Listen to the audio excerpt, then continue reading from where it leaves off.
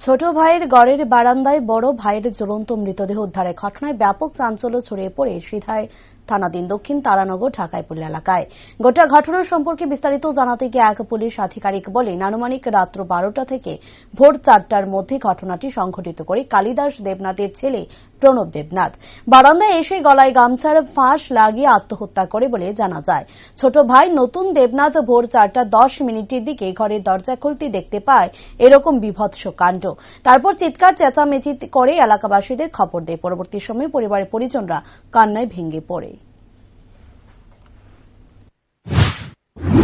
ঘটনাটা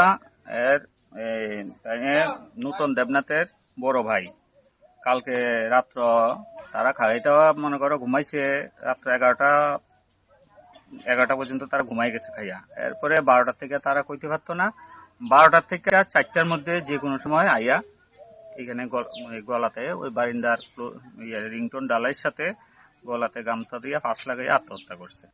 তাই ঘুম থেকে দরজা খুললা দেখে হেরে 4টার সময় কই কাজে যাইব, 4:15 না 4:10 মানে কাজে যাইব কোনখানে, তখন দরজাটা খুললেই দেখে দুইলা দিছে।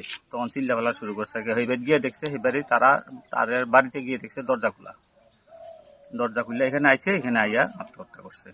এর নাম হইল Pranab Debnath, alias Pinku, son of late Kalidas Debnath of Dhakaipalli, south Taranagar.